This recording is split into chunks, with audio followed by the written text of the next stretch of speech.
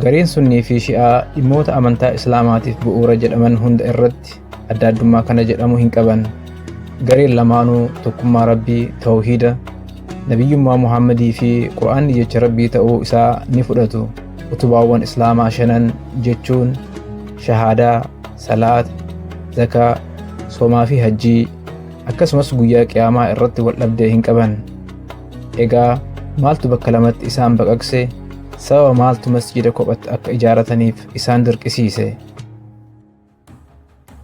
Bara 632tti akka bara walootti yookaan Common Eraatti boqachuu Nabi Muhammad hordofee eenyu ummaa muslimaa haa hoogganu gaafiin jedhu gaafii ijoo ta'ee as ba'e. Gareen tokko hoogganaan yookaan kaliifaan hawaasa ummaa muslimaa miseensota gosa Nabi Muhammad Qureeshi keessaa nama ga'umsa qabu ammas waliigaltee hayyootaan mariidhaan kan filatame ta'uu qaba yaada jedhu adeemsise. Dhuma marii Saqiifaa irratti Abubakriin akka kaliifaa jalqabaatti filatan. Sana boodas Umar, Usmaanii fi Aliin wal duraa duubaan kaliifaa ta'anii filatamaniiru. Gareen Abubakriin filatee fi kaliifota isa booda dhufan gammachuun fudhate warra har'a Sunnii yookaan Ahlus Sunnaa jedhamee beekamu ta'e. Gareen lammaffaa adeemsa filannoo fi filatamuu Abubakr ni morme.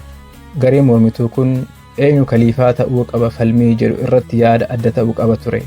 Gareen mormituu hooggansi ummaa muslimaa filatamuu kan qabu kallattiidhaan miseensota maatii Nabi Muhammad Ahlul Bayt keessaa adda durummatti ammoo ilma abbeera nabiyichaa fi soddaa isaa kan ta'e Alii ibn Abi Xaalib ta'uu qaba falmii jedhu geggeesse.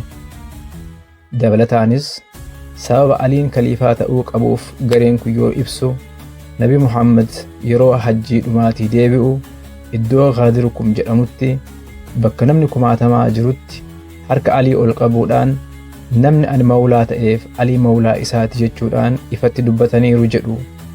Jechaa fi gochi kun kan ragaa bahu Nabi Muhammad odoo lubbuun jiru Alii akka bakka bu'aa yookaan dhaalaa isaatti moggaasuu isaati jedhu warri mormitootaa.